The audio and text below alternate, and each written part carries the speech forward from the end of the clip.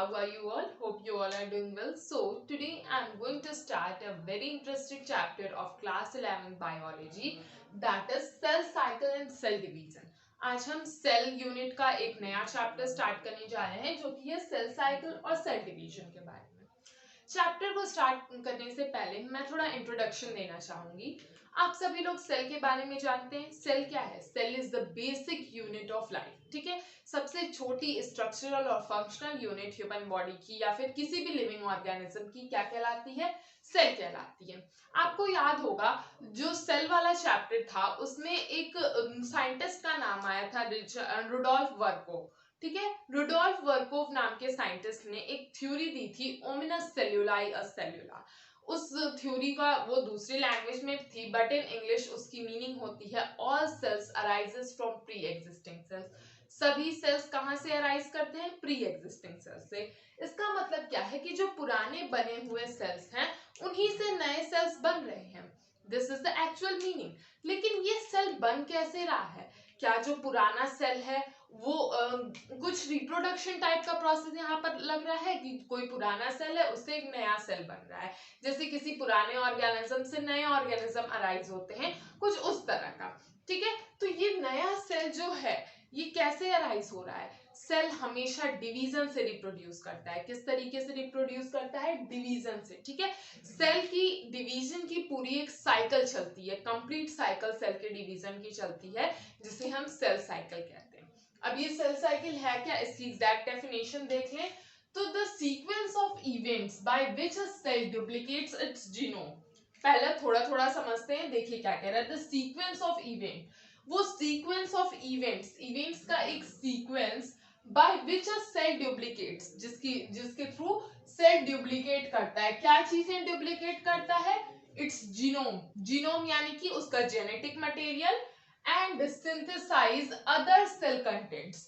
केवल जीनोम या फिर जेनेटिक मटेरियल को डुप्लीकेट कर लेने से सेल कंप्लीट तो हो नहीं जाता है, उसके साथ और क्या चीजें हैं? अदर सेल कंटेंट्स, बाकी के अदर के सेल कंटेंट्स यानी कि सेल ऑर्गेनेल्स और बाकी की चीजें, and eventually divide into two daughter cells. सबसे पहले सेल क्या करेगा? देखिए, cell duplicate its genome. Cell वो पूरी इवेंट की सीरीज है जिसमें सबसे पहले सेल अपना जेनेटिक मटेरियल डुप्लीकेट करेगा, उसके बाद से सेल के अदर कंटेंट्स बनाएगा और इवेंचुअली लास्ट में जो उसका रिजल्ट होगा वो क्या होगा? दो डॉटर सेल्स वो बनाएगा। तो सेल साइकिल क्या है? एक सेल से दो नए सेल्स बनना डिवाइड होकर के, यही हमारा सेल साइकिल कहलाता है। और सेल साइकिल क्या है? पूरे इवेंट्स की एक सीरीज है। ये तो डिवीजन हो गया कि एक सेल से दो सेल्स बन रहे हैं, लेकिन ये डिवीजन किस सीरीज के थ्रू चल रहा है? क्या डुप्लीकेशन का प्रोसेस है और अदर प्रोसेसेस, उन सबको इन्वॉल्व करने के बाद जो एक सीक्वेंस सीरीज बन रही है वो क्या कहलाती है? सेल साइकिल कहलाती है। ठीक है, अब सेल साइकिल का एक रफ डायग्राम मैंने आपको यहाँ पर शो किया है। देखिए, जो उससे पहले एक डिवीजन देख लेते हैं। देखिए, सेल साइकिल को मेनली दो पार्ट्स में डिवाइड कर लिया गया है और सेल साइकिल का टाइम फिक्स नहीं है। अलग अलग सेल्स में ये सेल साइकिल का टाइम डिफर करता है। जैसे यीस्ट का जो सेल साइकिल होता है वो 90 मिनट्स का होता है, जबकि अगर ह्यूमन के सेल्स की, आरबीसीज की बात करें तो वो 24 आवर्स में डिवाइड करती हैं। इसलिए सेल का, किसी भी सेल का कोई फिक्स्ड टाइम नहीं है, डिवीजन का या सेल साइकिल का कोई फिक्स टाइम नहीं है। सेल टू सेल ये टाइम डिफर करता है। और एक और चीज, ये जो सेल साइकिल है ऐसा नहीं है कि ये कभी भी चलती रहती है, ये जेनेटिकली कंट्रोल्ड होती है। अच्छा, आप एक सिचुएशन इमेजिन करिए कि अगर ये सेल कॉन्टिन्यूअसली डिवाइड करते रहेंगे विदाउट एनी यूज, मान लीजिए 24 घंटे की एक सेल साइकिल है, डिवीजन की साइकिल है, हर 24 घंटे पे एक नया सेल बन रहा है, तो सेल्स एक्स्ट्रा नहीं हो जाएंगे बॉडी में? ये सिचुएशन है।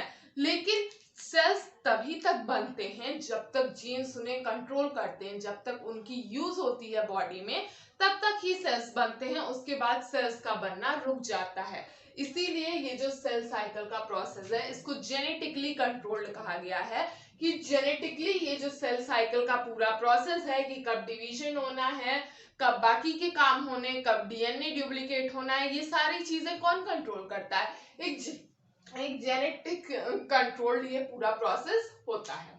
अब देखिए, cell cycle is divided into two phases.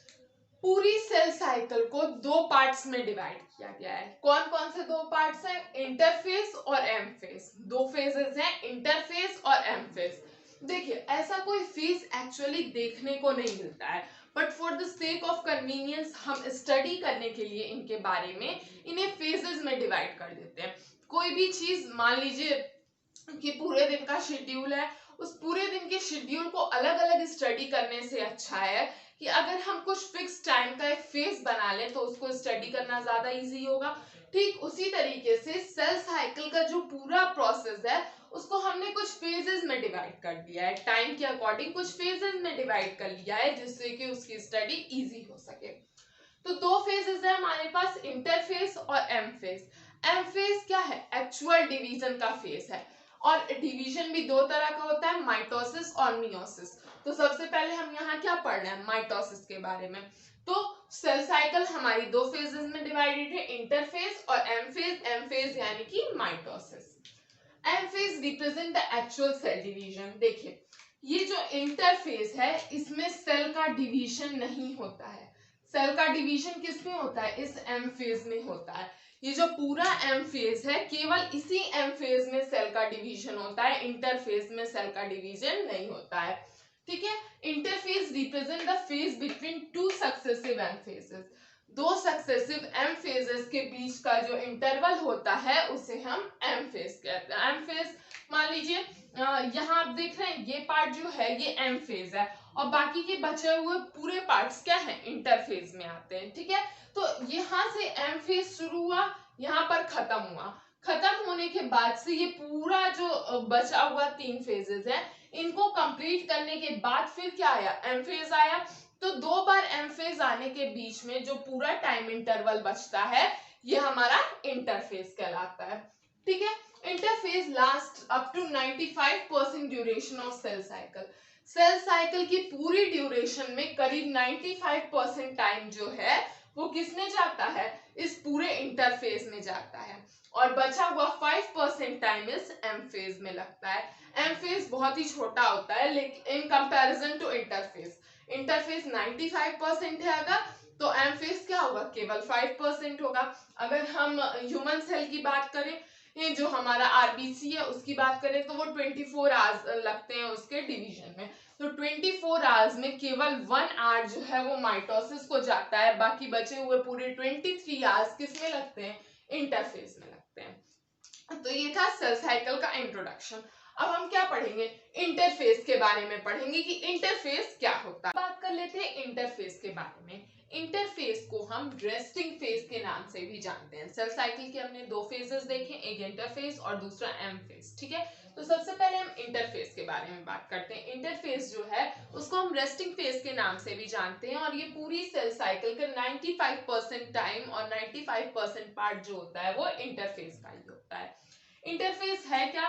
It is a time during which cell is preparing for division. जो टाइम पीरियड जितने देर में सेल डिवीजन के लिए प्रिपेयर करता है, उस टाइम को हम क्या कहते हैं? इंटरफेस कहते हैं। और प्रिपेयरिंग में क्या करता है वो? by undergoing both cell growth and DNA replication in an orderly manner। एक फिक्स्ड मैनर में इतने देर में सेल क्या करता है? सेल की ग्रोथ भी होती है और डीएनए रेप्लिकेशन भी होता है। ठीक है, ये क्या हो गया? हमारा इंटरफेस हो गया। अब इंटरफेस में तीन और फेसेस इंक्लूडेड हैं। कौन कौन से? G1 फेज, S फेज और G2 फेज। ये तीन फेजेस किसके अंदर आते हैं? इंटरफेस के अंदर आते हैं। G1 phase, S phase and G2 phase. ये क्या होते हैं? सबसे पहले हम G1 फेज के बारे में बात कर लेते हैं। किसके बारे में? G1 फेज के बारे में। मान लीजिए यहाँ पे सेल G1 फेज में एंटर किया। पहला फेज क्या है हमारा? G1 है, उसके बाद S फेज है, G2 फेज है। G1 फेज जो होता है वो M फेज और S फेज के बीच की डिस्टेंस को, M to S के बीच के जो टाइम इंटरवल होता है उसको हम G1 फेज कहते हैं। जबकि G2 फेज क्या है? S to M के बीच का जो टाइम है वो क्या है? G2 फेज है। लेकिन G1 phase M to S के बीच का टाइम है G1 फेज। G1 फेज में क्या होता है? देखिए, इस G1 फेज में सेल ग्रो करता है। क्या करता है? सेल ग्रो करता है। क्या चीज? ग्रो का मतलब क्या है? कि सेल के अंदर वेरियस प्रोटीन्स का फॉर्मेशन होता है। वेरियस टाइप ऑफ प्रोटीन्स का फॉर्मेशन होता है, और दूसरी चीज एंजाइम्स, प्रोटीन्स मतलब सेल पूरी तरीके से ग्रो करता है। जब सेल डिवाइड किया एम फेज में, उसके बाद से फिर जीवन फेज शुरू हुआ। तो इस जीवन फेज में सेल उतनी देर तक क्या करता है कि अपनी ग्रोथ करता है। ग्रोथ कैसे करता है? बहुत तरह के प्रोटीन्स और एंजाइम्स का फॉर्मेशन करता है। और दूसरी चीज इस टाइम में मेटाबॉलिक रिएक्शन, जो भी मेटाबॉलिक रिएक्शंस होते हैं वो सब इस टाइम में सेल के अंदर होते रहते हैं। तो जीवन फेज क्या है? एक्चुअली ये सेल की ग्रोथ का फेज है, जितनी देर में सेल ग्रो करता है, वेरियस तरह के प्रोटीन्स बनाता है और मेटाबॉलिक रिएक्शन करता है। तो ये था हमारा जीवन फेज। अब जीवन फेज के बाद हम देख लेते हैं अपना एस फेज। एस फेज क्या होता है? देखिए, एस फेज को मेनली कैरेक्टराइज किया जाता है डीएनए रेप्लिकेशन के लिए। कौन सा फेज है हमारा? S phase. एस फेज का मतलब ही, एस फेज किसके लिए कैरेक्टराइज्ड है? डीएनए रेप्लिकेशन के लिए। DNA replication. डीएनए रेप्लिकेशन का मतलब है इसके एस फेज के टाइम में सेल के अंदर का डीएनए डबल हो जाता है। क्या हो जाता है? डीएनए डबल हो जाता है। मान लीजिए अगर सेल के अंदर डीएनए कितना रहा होगा, सेल के अंदर अगर इनिशियल और फाइनल, इनिशियली अगर सेल के अंदर 2n नंबर ऑफ, या फिर 2c ले लेते हैं, एक सेकेंड, 2c नंबर ऑफ अगर इनिशियली इतने डीएनए थे, तो फाइनली डीएनए रेप्लिकेशन के बाद कितने डीएनए हो जाएंगे? 4c, डबल हो जाएगा अमाउंट। ठीक है, लेकिन यहाँ पर एक बात नोट करने वाली होती है, केवल डीएनए डबल हो रहा है, क्रोमोसोम का नंबर डबल नहीं होता है। अगर इनिशियली इसमें 2n क्रोमोसोम्स थे, तो फाइनली भी इसमें 2n क्रोमोसोम्स ही होंगे, क्रोमोसोम्स का नंबर डबल नहीं होता है। केवल क्या डबल होता है? डीएनए का नंबर डबल होता है, क्रोमोसोम का नंबर नहीं डबल होता है। तो फिर कैसे ये रेप्लिकेट करते हैं? देखिए, इसका मतलब ये है कि अगर ये जो सिस्टर क्रोमैटिड्स होते हैं, कुछ इस तरह का स्ट्रक्चर होता है क्रोमोसोम्स का। ठीक है, तो ये जो क्रोमोसोम्स होते हैं, एक सिंगल क्रोमैटिड ये रहता है, लेकिन एस फेज के टाइम में ये डबल हो जाता है। ठीक है, एक सिस्टर क्रोमैटिड दूसरे सिस्टर क्रोमैटिड से जुड़ जाता है। तो एस फेज के टाइम में केवल डीएनए का नंबर डबल होता है, ना कि क्रोमोसोम्स का नंबर। एस फेज क्या है? डीएनए रेप्लिकेशन का फेज है, जिस टाइम में डीएनए डबल करता है अपना अमाउंट। ठीक है, फिर आता है हमारा G2 फेज। G2 फेज क्या है? G2 फेज S फेज और M फेज के बीच का जो टाइम है वो क्या कहलाता है? G2 phase. G2 phase, G2 phase क्या है? S2M। अब क्या है? देखिए, G1 क्या था? M2S था, जबकि G2 क्या है? S2M। S फेज के बाद M फेज तक पहुंचने का जो टाइम है वो G2 फेज का है। ठीक है, G2 फेज में क्या होता है? देखिए, G2 फेज के अंदर भी सेम वर्क होता है, सेल की ग्रोथ होती है। क्या होता है? सेल का ग्रोथ होता है। डीएनए रेप्लिकेट हो चुका है, इस टाइम में सेल अपना कंप्लीट ग्रोथ करता है, बाहरी एनवलप, अंदर के ऑर्गेनेल्स, सारी चीजें डेवलप होती हैं। मेटाबॉलिक रिएक्शन कंटिन्यूअसली इसके अंदर कैरी आउट होते रहते हैं। तो ये जो दो मेन जो G1 और G2 फेज है, ये दोनों केवल सेल के ग्रोथ के लिए कैरेक्टराइज्ड है। जबकि एस फेज क्या है? एस फेज हमारा एक्चुअल डीएनए रेप्लिकेशन का टाइम, डीएनए जिस टाइम में डबल होता है सेल के अंदर, वो टाइम है हमारा एस फेज। डीएनए डबल हो गया। ठीक है, जीवन फेज सेल की ग्रोथ हुई, सेल ने एक्चुअली जीवन फेज में सेल जो है वो डीएनए रेप्लिकेशन के लिए प्रिपेयर करता है, जबकि G2 फेज में डीएनए रेप्लिकेट हो चुका है, डीएनए डबल हो चुका है। तो G2 फेज में जो सेल है वो क्या करता है? डिवीजन के लिए ग्रो करता है। ठीक है, G1 फेज में सेल किस लिए ग्रो किया? डीएनए रेप्लिकेशन के लिए, जबकि G2 फेज में सेल किस लिए ग्रो करेगा? डिवीजन के लिए। तो ये हमारा एक्चुअल इंटरफेस था। इंटरफेस क्या है? जो टाइम सेल डिवीजन से पहले लेता है, वो पूरा टाइम क्या है? हमारा इंटरफेज होता है। इंटरफेज के टाइम में कोई रेस्टिंग नहीं, कोई वर्क नहीं करता है, सेल केवल रेस्ट करता है और ग्रो करता है। केवल एस फेज में क्या करता है? सेल डीएनए को रेप्लिकेट करता है। तो ये सारी चीजें थी हमारे इंटरफेस के बारे में। होप ये सारी चीजें आपको समझ में आई होंगी। अगर इसमें कोई भी कंफ्यूजन है तो आप मुझसे कमेंट सेक्शन में पूछिए, मैं उसे डेफिनेटली आंसर करूंगी। अगर आपको ये चीजें अच्छी लगी तो इसको मेरे वीडियो को लाइक करिए, कमेंट्स करिए, शेयर करिए और मेरे चैनल को सब्सक्राइब करके बेल आइकन दबाना मत भूलिए। Thank you.